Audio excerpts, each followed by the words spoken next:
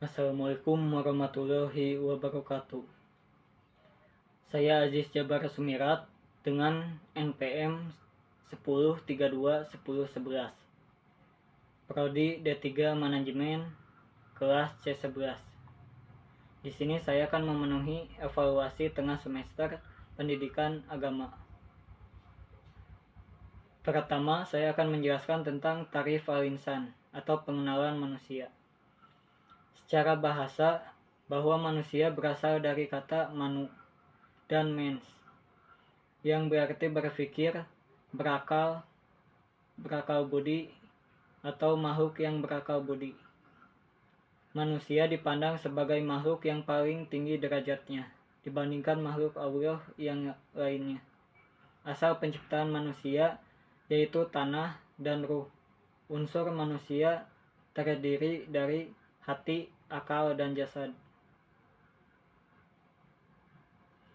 Amanah manusia. Manusia diberikan tugas-tugas agama berupa mengerjakan perintah dan menjauhi larangan, di mana jika dikerjakan akan mendapatkan pahala dan jika ditinggalkan mereka akan mendapatkan siksa. Kedua, hakikatul insan atau hakikat manusia. Dalam Kamus Besar Bahasa Indonesia, hakikat memiliki dua arti. Pertama, dia yang menanamkan hakikat ajaran Islam di hatiku. Kedua, pada hakikatnya mereka orang baik-baik. Hakikat manusia berupa alal fitrah atau berada di atas fitrah. Menurut Kamus Besar Bahasa Indonesia, fitrah adalah sifat asal, kesucian, bakat, dan pembawaan. Kedua, lemah. Manusia juga diciptakan oleh Allah Subhanahu wa Ta'ala dalam keadaan doif atau lemah. Kelemahannya terutama dalam menghadapi godaan hawa nafsu, kadangkala mereka mengalami lemah azam atau tekad, lemah iman, dan lemah kesabaran. Selain itu, manusia pun pada dasarnya memiliki kelemahan fisik, sehingga Allah Subhanahu wa Ta'ala menetapkan kebijakannya dengan memudahkan berbagai perintah dan larangan. Ketiga, bodoh. Manusia juga diciptakan oleh Allah dalam keadaan jahil atau bodoh. Allah mengungkapkan kondisi manusia ini dalam Quran Surat Al-Ahzab ayat 72. Fakir.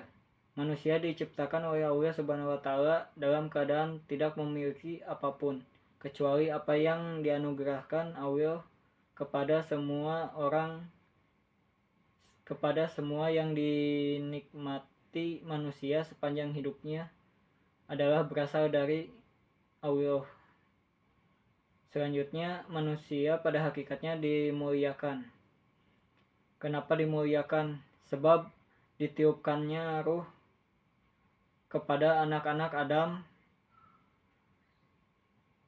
ditiupkan ruh kepadanya dijelaskan pada Quran Surat As-Sajdah ayat 9. Selanjutnya memiliki keistimewaan. Allah telah memuliakan Adam dan anak cucunya dengan raut muka yang indah, potongan yang serasi, dan diberi akal agar dapat menerima petunjuk untuk berbudaya dan berpikir guna mencari keperluan hidupnya, mengelola kekayaan alam, serta menciptakan alat pengangkut di darat, di laut, maupun di udara.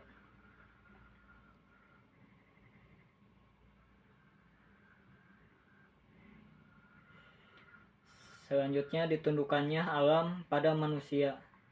Manusia pun dimuliakan Allah karena musakharun lahu, telah ditundukkan alam ini kepadanya dan diterangkan bahwa Allah menjadikan bumi dan semua isinya untuk manusia. Dijelaskan dalam Quran Surat Al-Baqarah ayat 29. Manusia juga pada hakikatnya dibebani oleh ibadah dan khilafah atau menjadi pemimpin diri sendiri. Selanjutnya, manusia pada hakikatnya bebas memilih. makhluk yang mukhayyarun diberi pilihan oleh Allah apakah memilih al-iman atau al-kufur, sebagaimana firman Allah dalam Quran surat At-Tagabun ayat 2. Manusia akan mendapatkan balasan atau pertanggungjawaban. Setiap perbuatan pasti akan mendapatkan balasan atas apa yang telah ia perbuat. Allah berkehendak manusia dapat memilih apa yang akan ia lakukan, sebagaimana Allah berfirman dalam Quran surat Al-Isra ayat 36. Apa yang diperbuat oleh manusia akan berakibat surga dan neraka. Manusia adalah makhluk yang majziun atau mendapat balasan amal. Mereka yang beriman dan berbuat kebajikan akan mendapatkan balasan dari Allah berupa al-jannah atau surga, sebagaimana dalam firman Allah dalam Quran surat As-Sajdah ayat 19.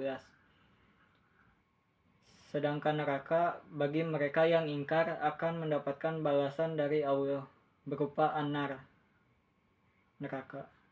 Allah berfirman dalam Quran surat Al-Baqarah ayat 24.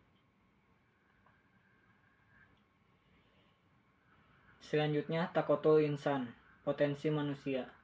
Menurut KBBI, potensi adalah kemampuan yang mempunyai kemungkinan untuk dikembangkan, kekuatan, kesanggupan, atau daya. Sedangkan manusia menurut KBBI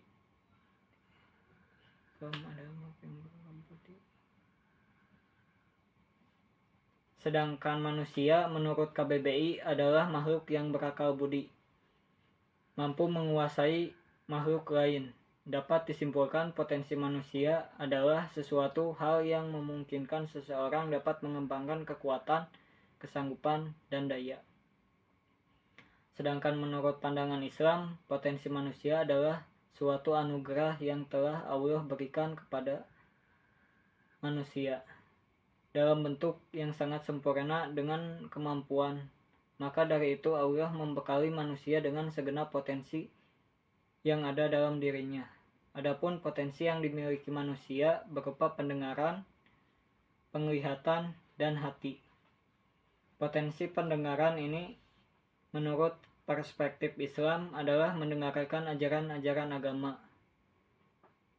yang disampaikan kepada Rasul-Rasul Allah.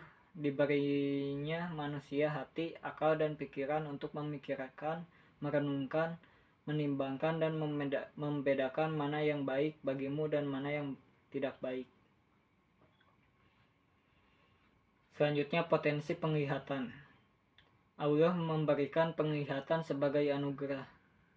Dianugerahinya pula manusia mata dengan ia dapat melihat, memandang, dan memperhatikan kejadian alam semesta ini. Yang ketiga, potensi hati.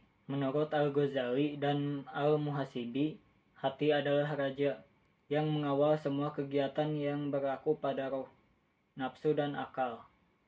Hati juga yang mengarah kelima panca indera untuk melakukan kebaikan atau keburukan. Manusia diberikan tanggung jawab. Tanggung jawab adalah kesadaran diri manusia terhadap semua tingkah laku dan perbuatan, baik yang disengaja maupun yang tidak disengaja. Sikap amanah merupakan sesuatu yang dipercaya untuk dijaga, dilindungi, dan dilaksanakan dalam perspektif Islam. Amanah ditunjukkan dengan perilaku Rasulullah SAW pada zaman kaum Quraisy, yakni dapat dipercaya dan menjalankan semua aspek kehidupan baik dalam berdagang dan pada hal sosial lain. Bagi manusia yang memilih sikap khianat, maka Allah Subhanahu wa Ta'ala akan mengazab dan menghinakan mereka yang tidak mau menggunakan potensi dirinya untuk beribadah. Diumpamakan oleh Allah dengan berbagai perumpamaan yang hina. Pertama, kal-an'am diperumpamakan bagaikan binatang ternak, kal-kalbi bagaikan anjing, kal-kirdi seperti monyet, dan kal-hinjir seperti babi.